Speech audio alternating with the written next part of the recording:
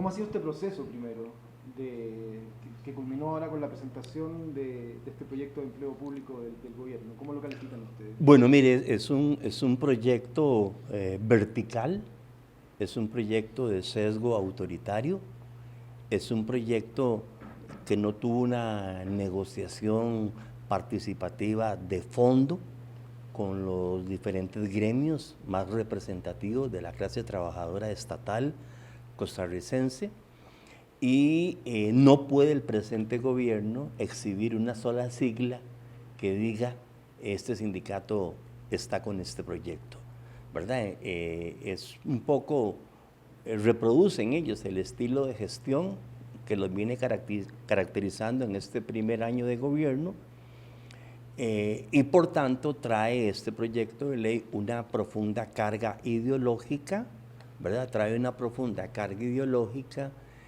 que en nuestro criterio este proyecto culmina o es como la etapa casi final de todos los años que ha habido en Costa Rica de la sistemática campaña de odio, de envenenamiento a la sociedad, de injurias, calumnias y difamación, de todo lo que representa el empleo público o lo que representó en Costa Rica, porque ya casi que hay que hablar en pasado, lo que representó en Costa Rica un Estado social que siempre estuvo destinado a la inclusión y a la reducción de las desigualdades.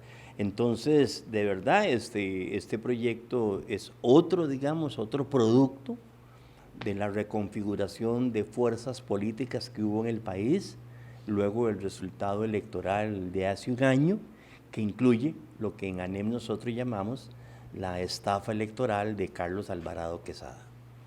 Eh,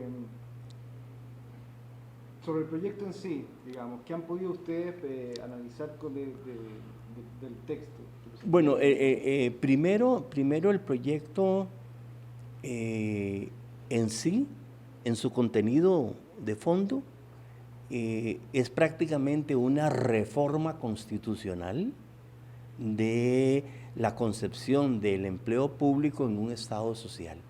Es tal vez lo más peligroso porque esta gente viene tramitando reformas a la Constitución mediante proyectos de ley, ¿verdad? Es decir, ellos vienen transformando la Constitución Política de 1949, adaptándola a la ideología de mercado, a la ideología neoliberal.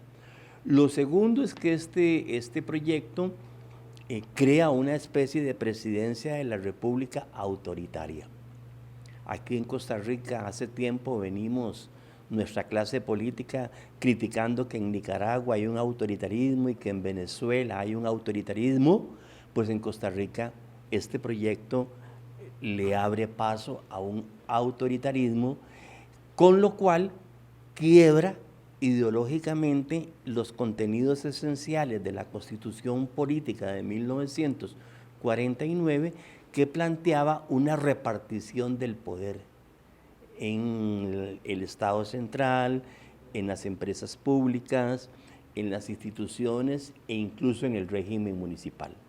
Ahora usted va a tener la figura presidencial con dos armas de control total del aparato público en lo financiero y en recurso humano y el despido. Usted va a tener un superministerio de planificación y un todavía más poderoso, un ministerio de Hacienda en la regulación de todo lo que es inversión pública. Ellos van más allá, flexibilizan el despido en el sector público, prácticamente queda igual que en empresa privada, ¿verdad? Queda igual que en empresa privada en la práctica, reducen la capacidad de inversión pública de los diferentes estamentos institucionales que había en la Constitución de 1949 y establecen un autoritarismo presidencial a través de estos dos superministerios, planificación y hacienda.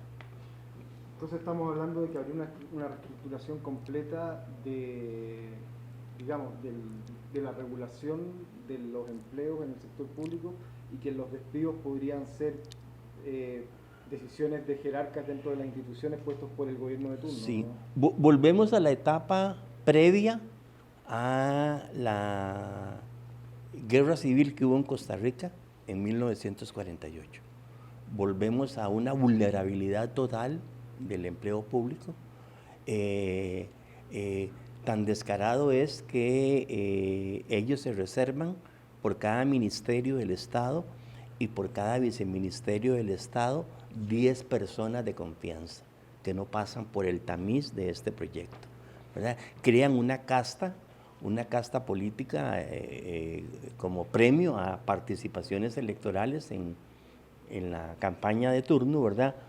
Pero lo más relevante es esto, lo más relevante es que se flexibiliza todo el concepto de empleo público, se materializa el despido express, para denominarlo de alguna manera, y se precariza todo el empleo público, porque aquella proclividad que hubo en la Costa Rica de clase media, tratando de que lo mejor de su intelectualidad, de sus cuadros profesionales, pasaran a servir al Estado, al servicio de la ciudadanía, eso queda en el cajón de la basura, porque lo que interesa es, en primer lugar, la variable macrofiscal.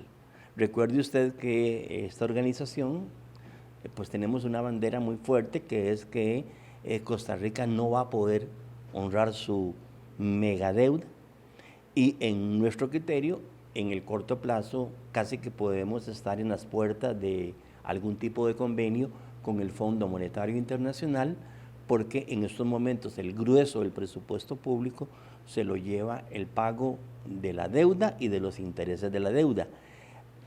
Atender ese problema obliga a una pauperización, a una precarización, a una rebaja salarial y a una reducción del empleo público vía despidos, vía reorganizaciones institucionales, vía privatizaciones, tercerización y desaparición de empresas públicas, como acaba de ocurrir con la principal empresa pública de los muelles del Atlántico de Costa Rica.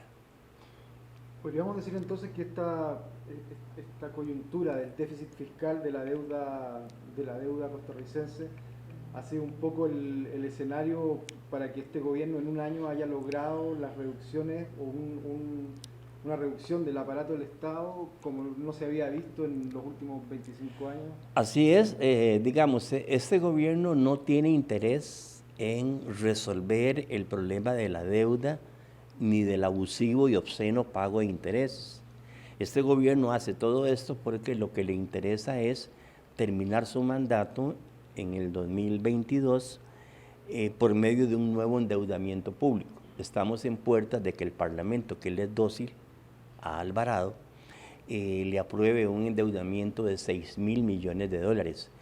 Eso implica que para el 2022 prácticamente estaremos listos para la llegada del Fondo Monetario Internacional, con un convenio de stand-by, con un convenio de facilidad ampliada y con las clásicas peticiones, entre comillas, que hace el Fondo Monetario Internacional, porque de aquí a 3 años, menos de 3 años, yo creo que la deuda costarricense y los intereses de verdad serán inmanejables en grado sumo, ¿verdad? Y guardando las dimensiones, creo que cada día que pasa nos parecemos más a Grecia. Y por último, ¿qué es lo que se viene, digamos? Porque, bueno, el proyecto ya, no sé si está en la discusión de la vía rápida, creo que sí. ¿Qué es lo que se viene en las calles, en las organizaciones sindicales? ¿Cómo está eso? Bueno, nosotros seguiremos apelando al poder social en Costa Rica, que ha mostrado en coyunturas éxito, relativo éxito. Le puedo decir que el gobierno de Alvarado es el más desprestigiado en el primer año de gobierno, desde que aquí se hacen encuestas, midiendo la popularidad de un presidente en su primer año. Hay un enojo, hay furia, hay decepción, hay hasta magos de rebelión. Nunca en Costa Rica habíamos escuchado las tesis de golpe de Estado, la tesis de reversión de mandato, la petición para que el mandatario renuncie, eso nunca se había escuchado.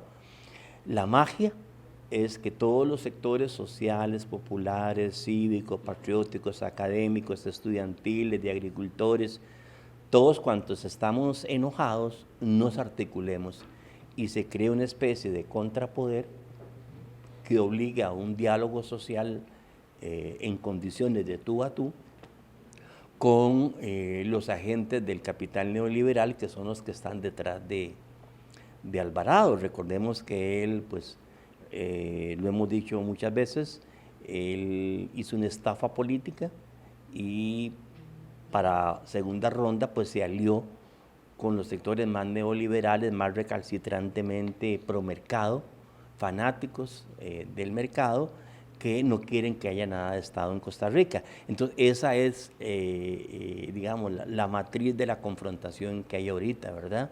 Entonces nosotros vamos a aportar lo nuestro para ver si esa articulación, ya más claro el panorama, cuál es el desafío que tenemos, que nunca antes lo habíamos presenciado, ni siquiera con el TLC, con Estados Unidos, podemos dar una fuerte respuesta popular contundente y enérgica. ¿Creen ustedes que se vienen cosas más radicales, como tal vez cerrar algunas de las empresas grandes del Estado con la excusa de, digamos, del déficit, del financiamiento? Sí, nosotros estamos convencidos de que la agenda de ellos es muy profunda, ¿verdad? La agenda de ellos es tratar de pasar al capital privado lo poquito que queda de alta rentabilidad de las empresas públicas. Reitero el ejemplo de la empresa portuaria de Limón. Todavía telecomunicaciones sigue siendo un manjar, la empresa de seguros comerciales del Estado sigue siendo un manjar, la seguridad social ni se diga lo que representa, ¿verdad? Entonces ellos van a seguir por esa línea de avanzar en tres frentes: avanzar en privatizaciones, avanzar en reversión de derechos laborales y avanzar en seguirle cargando al pueblo de Costa Rica el impacto de la deuda, ¿verdad? Ellos van a seguir en esas tres direcciones, con esa especie de coalición neoliberal que tienen, ya no apuntalada en partidos políticos clásicos, sino, como ha sucedido en otros países de América Latina, apuntalada en grandes medios de comunicación. Digamos, en tal sentido podemos decir que en estos momentos la realidad sociopolítica de Costa Rica dice que nos latinoamericanizamos desde el punto de vista de que las matrices dominantes son de poderosos medios de comunicación del lado del capital. Genial, bueno, excelente. Muchísimas gracias.